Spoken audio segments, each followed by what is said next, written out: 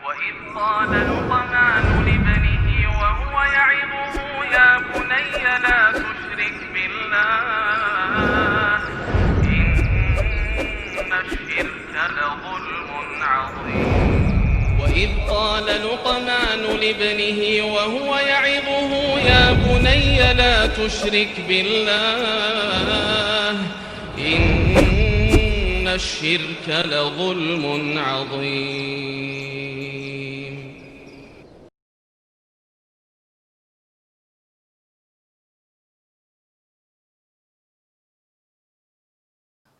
Assalamualaikum warahmatullahi wabarakatuh. Innal hamdalillah nahmaduhu wa nasta'inuhu wa nastaghfiruh wa na'udzu billahi min shururi anfusina wa sayyiati a'malina may yahdihillahu fahuwal muhtadi wa may yudlil falan tajida lahu waliyyan mursyida. Asyhadu an la ilaha illallah wahdahu la syarika lah wa asyhadu anna Muhammadan 'abduhu wa rasuluhu alladzi la nabiyya ba'dah. Wa qala Allah subhanahu wa ta'ala ya ayyuhalladzina amanu taqullaha haqqa tuqatih wa la tamutunna illa wa antum muslimun ya ayyuhalladzina amanu taqullaha wa qulu qawlan sadida yuslih lakum a'malakum wa yaghfir lakum dhunubakum wa man yuti'illaha wa rasulahu faqad faza fawzan 'azima. Ya ayyuhan nasu taqu rabbakumul ladzi khalaqakum min nafsin wahidah wa khalaqa minha zawjaha wa batha minhuma rijalan katsiran wa nisaa wattaqullaha alladzi tasaaluna bihi wal arham innallaha kana 'alaikum raqiba. Amma ba'd. Inna asdaqal hadithi kitabullah wa khairal hadi hadi Muhammad sallallahu alaihi wasallam wa syarrul umur muhdatsatuha wa kullu muhdatsatin bid'ah wa kullu bid'atin dhalalah wa kullu dhalalatin finnar.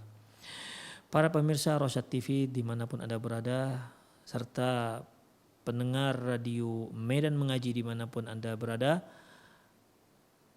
mudah-mudahan Allah Subhanahu wa Ta'ala terus masih menjaga kita semua, memberi kita istiqomah dalam sunnah Rasulullah, di atas sunnah Rasulullah Sallallahu Alaihi Wasallam.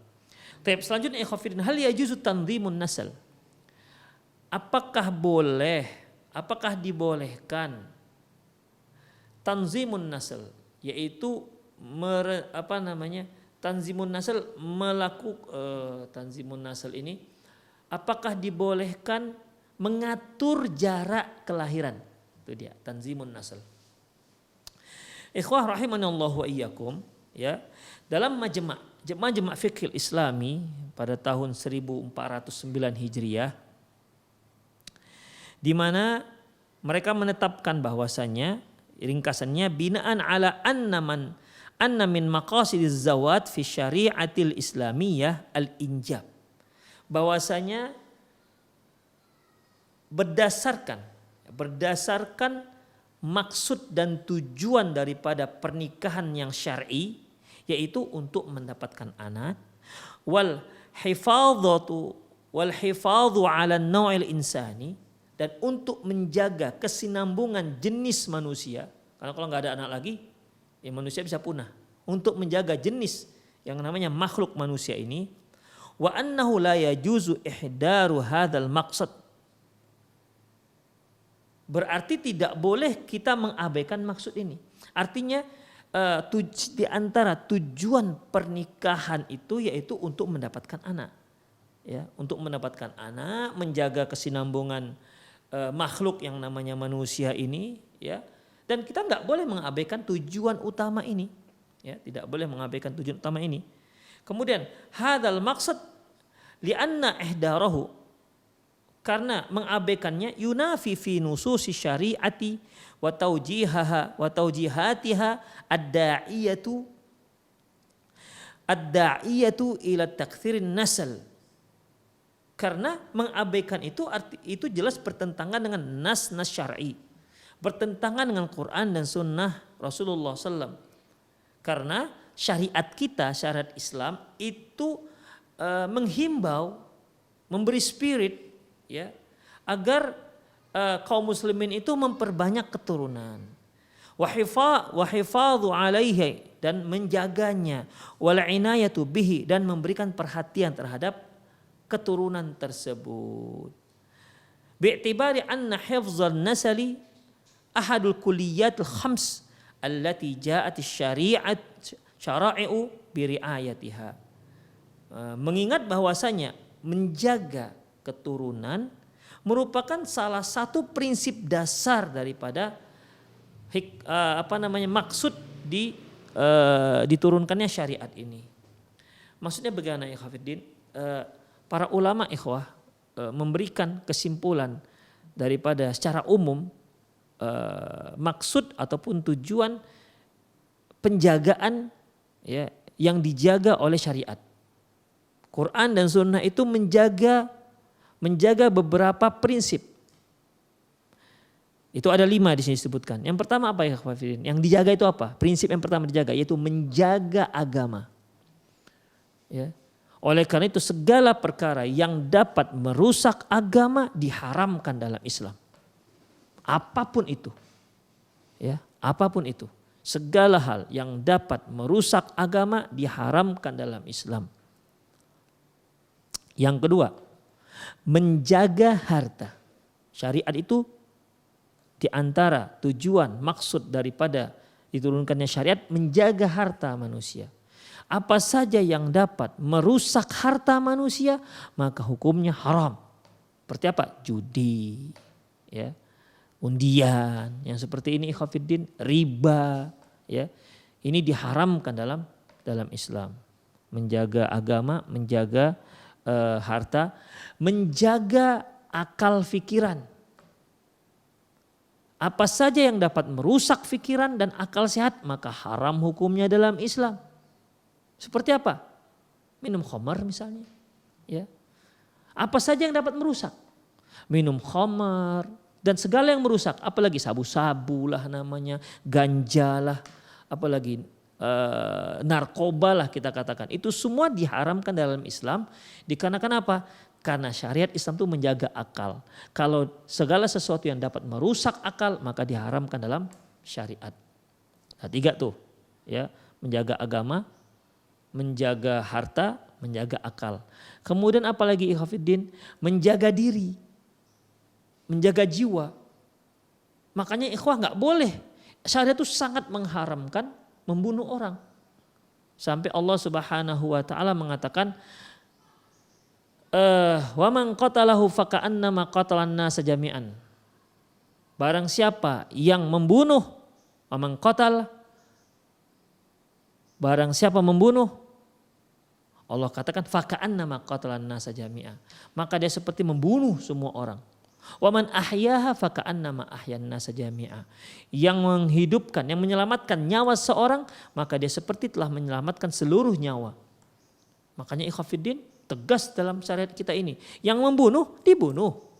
Ya. La yahillu damu mri'in illa min salasin. Tidak halal darah seorang mukmin, darah seorang muslim itu ditumpahkan kecuali dengan alasan 3. Pertama, an-nafsu bin nafsi. Yang membunuh dibunuh. Ya. Yang membunuh dibunuh. Itu qisas. Demikian ikhwatiddin. Kemudian ats-tsaibuz zani, yang sudah berumah tangga tapi berzina, dihukum mati dengan dirajam.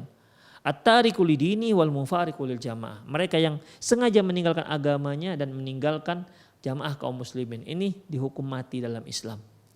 Demikian ikhwatiddin. Jadi segala perkara yang dapat mengancam jiwa seseorang maka itu hukumnya haram. Makanya ikhwah, dalam sebuah hadis Rasulullah SAW melarang kalau kita masuk masjid ada benda tajam, bagian tajamnya itu harus diletakkan di bagian kita, jangan keluar. Ya, jangan keluar. Jadi misalnya nih kita bawa pisau ya, anggaplah ini pisau ya, ini runcingnya, nggak boleh kita jalan begini. Ini bisa mengenai kaum muslimin. Jadi bagaimana? Dia di dalam. Demikian, dijaga, jangan sampai ujung tajamnya itu melukai kaum muslimin. Nggak dibolehkan dalam Islam. Demikian ikhwatiddin, rahimanallahu wa iyakum. Bahkan mungkin para pemirsa masih ingat tentang kajian sunnah-sunnah harian kita, yaitu tidak boleh mengacung-acungkan besi ke temannya. Haram hukumnya ikhwah. Ya, haram hukumnya. Tidak boleh mengacung-acungkan besi ke temannya. Walaupun dia canda. Walaupun dia canda. Kenapa? Itu akan membahayakan jiwa seseorang. Makanya Islam itu menjaga jiwa seseorang. Apalagi yang sudah masuk Islam. Umirtu an uqatilan nas hatta yashhadu an la ilaha illallah. Aku diperintahkan untuk memerangi manusia sampai mereka bersyahadat. Itu dia. Ya. Sampai mereka bersyahadat hatta yashhadu an la ilaha illallah wa aqamas shalah. Sampai mereka bersyahadat dan menegakkan salat. Fa in fa'alu dzalik, kalau mereka melakukannya, asamu minni dima'ahum wa amwalahum. Kalau mereka melakukannya, maka terjagalah darah dan harta mereka. Demikian. Dijaga dalam Islam jiwa seorang muslim. Jangankan membunuh, ya. Jangankan membunuh, sengaja menumpahkan darahnya walaupun hanya setetes, itu diharamkan dalam Islam. Makanya segala perkara yang dapat mengancam jiwa dan nyawa seorang muslim itu tidak dibolehkan. Dah, 4 ya. Pertama menjaga agama, menjaga harta, menjaga akal, menjaga jiwa. Yang terakhir apa? Menjaga nasab. Ya. Menjaga nasab, menjaga keturunan. Demikian ikhwatiddin. Makanya diharamkan zina. Kenapa? Zina ini bisa merusak keturunan. Makanya segala perkara yang dapat merusak keturunan, apalagi sampai sengaja tak buat keturunan. Ya. Ini keturunan ada, keturunannya ini ada, tapi rusak nasabnya, itu dilarang dalam Islam. Apalagi sampai memutus keturunan. Lebih tidak dibolehkan. Makanya sebagaimana yang telah kita bahas kemarin, seperti masalah inseminasi, masalah cloning, ya, ini kan bisa merusak nasab. Nggak diketahui dari mana, kemana nasab si anak ini, kemana nasab si anak yang berasal dari hasil cloningan. Demikian ikhwatiddin. Nah, di sini ikhwah, ya di sini disebutkan bahwasanya berdasarkan hal ini, di mana syariat itu memang salah satu tujuannya menjaga nasab, menjaga keturunan, ya, menjaga keturunan dan memang memperhatikan hal ini. Dengan demikian maka keputusan dari Majma' Fiqih Islami pertama yaitu la yajuzu isdaru qanunin 'amin yuhaddidu min hurriyati zawjaini fil injab. Mereka menetapkan tidak boleh dikeluarkan hukum, ya, peraturan secara umum secara umum untuk membatasi kebebasan suami istri untuk memiliki anak. Tidak dibolehkan. Karena di sebagian negara ikhwah seperti negara Cina, ya, mereka Allahu alam kalau saya tidak silap hanya membolehkan anak itu 2 atau 1. Demikian. Ya. Nah, ini kan berarti membatasi keturunan. Membatasi hak asasi manusia dalam masalah memiliki keturunan, nggak dibolehkan. Ini hukumnya nggak boleh. Jadi pemerintah tidak boleh membuat sebuah hukum, sebuah konun, sebuah peraturan yang membatasi keturunan suami istri. Karena itu adalah hak asasi mereka. Yang pertama. Yang kedua, ya'ti fi su'al madhkur ba'du. Ya, yang kedua nanti akan dijelaskan di soal berikutnya. Yang ketiga, yajuzut tahakkum al-muwakkat fil injabi biqasdil muba'adati bainal fatratil hamli. Boleh memberikan pengaturan keturunan, pengaturan anak dengan waktu tertentu, ya. Dengan maksud yaitu menjauhkan antara kelahiran yang satu dengan kelahiran yang berikutnya. Au iqafuhu li muddatin muayyanatin minaz zamani, atau menghentikannya sementara, ya. Menghentikannya sementara idza da'at ilail hajah al-mu'tabarah syar'an, apabila memang dia diperlukan dengan alasan syar'i yang memang standar, dengan alasan standar syar'i.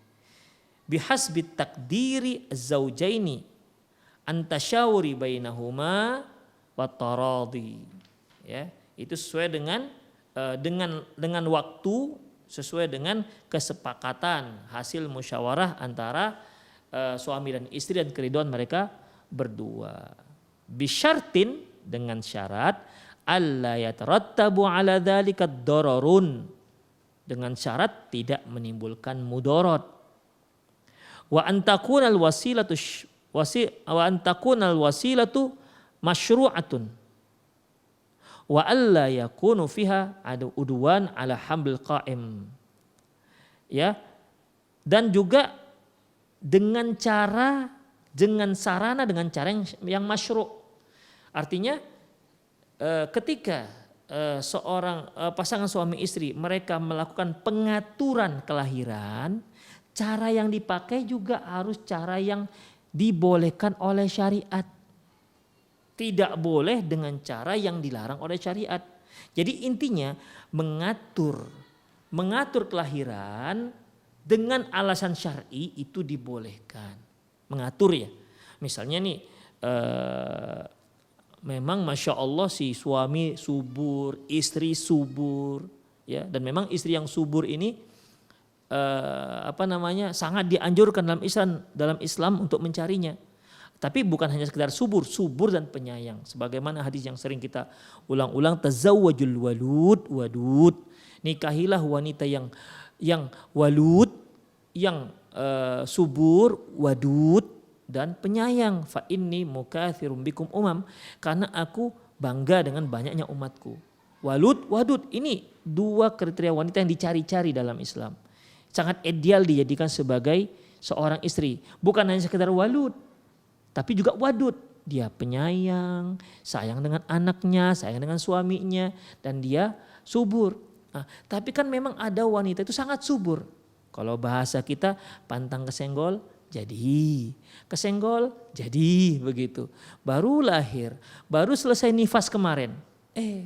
Ketika melakukan hubungan jadi lagi. Akhirnya hamil lagi. Padahal masih 2 minggu istirahatnya dari nifasnya. Ya kan sekarang ada tes pack yang sangat sensitif gitu kan. 2 minggu sudah ketahuan si wanitanya hamil apa tidak. Anak sudah 3, masih kecil-kecil. Anak pertama usianya masih 1 tahun. Anak pertama usianya masih 1 tahun. Anak kedua masih 1 bulan begitu.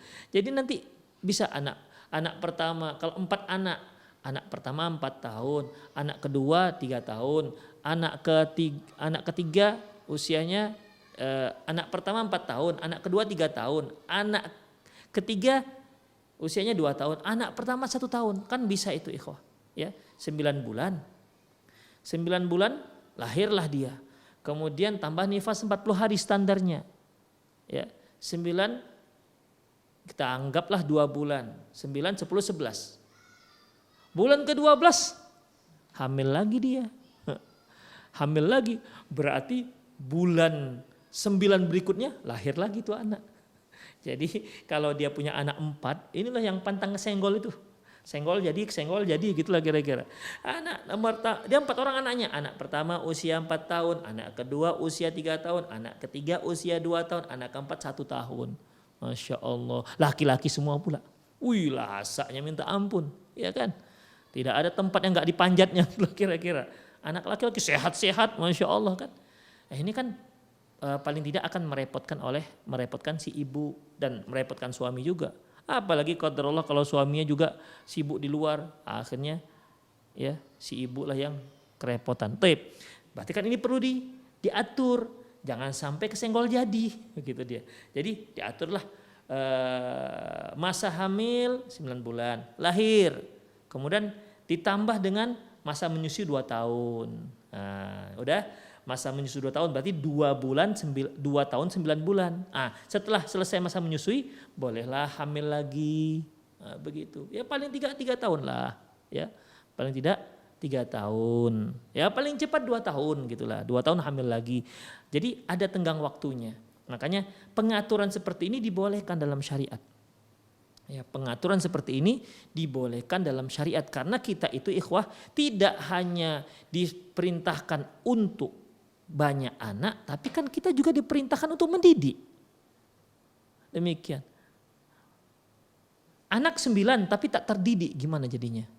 Anak 2 tapi terdidik, yang mana yang kita inginkan? Ya kalau bisa anak 9 terdidik semua, begitu. Yang namanya pendidikan itu kan memang harus perhatian, ya perhatian, seksama, busuh kasih sayang, tidak main angkat rotan semua kan begitu. Demikian ikhwafiddin, azanillahu wa iyyakum. Ya anak 9, yang satu main parit, yang satu nangkapin ayam, yang satu main di kandang bebek. Kenapa? Bingung ibunya yang mana mau diurus. Kan jadi repot jadinya. Demikian. Ya, jadi banyak anak disertai dengan penjagaan. Demikian ikhwafiddin. Makanya orang yang banyak anak itu lebih besar pahalanya. Kenapa? Beban mereka lebih berat, tanggung jawab mereka lebih berat. Ya. Dibandingkan orang yang punya anak sedikit. Itu ikhwah rahimani Allahu wa iyyakum. Ya. Jadi atas dasar itulah ya Majma' Fiqhil Islami itu membolehkan untuk mengatur keturunan. Ingat, mengatur keturunan. Ya.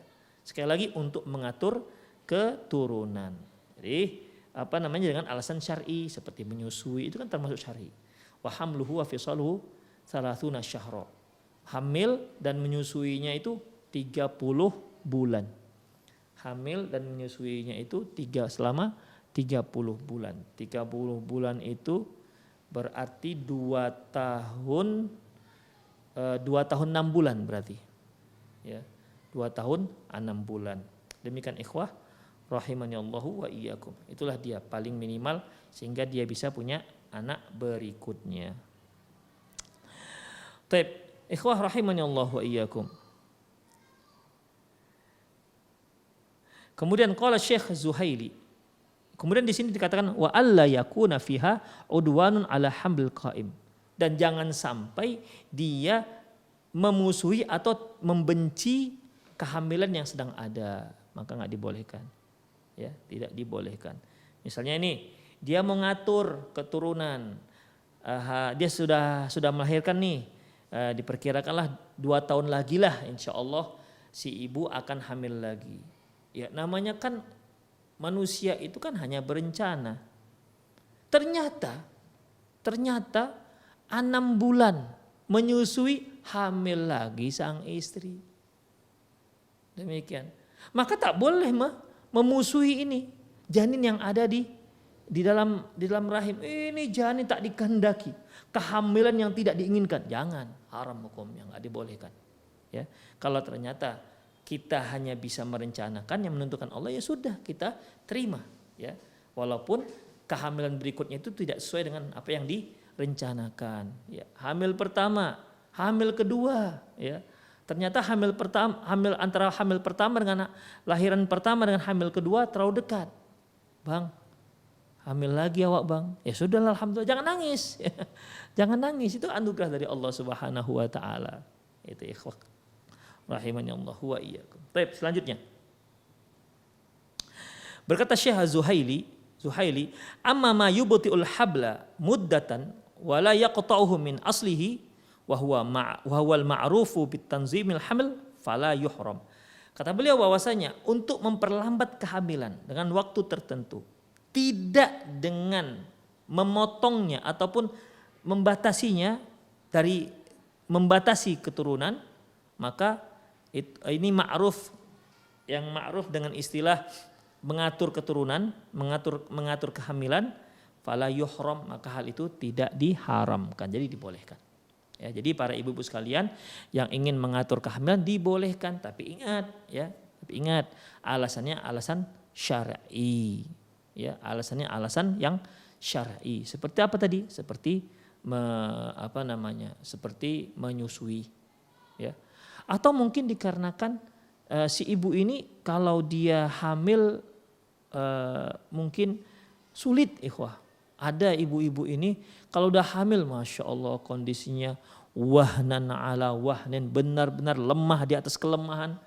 Biasanya kan ibu hamil 3 bulan masa mual-mualnya. Tapi ada ikhwah yang qadarullah masyafa'ala, dia bisa 9 bulan tuh terus pusing. sampai diinfus dan seterusnya. Ya, demikian. Ada lagi yang lebih parah, kalau dia hamil dia akan batuk darah. Allahu alam apa sebabnya. Ya, intinya begitulah yang mereka alami. Yang seperti ini ikhwah bisalah dijadikan sebagai alasan syar'i untuk menjarangkan kelahiran. Allahu alam bisawab.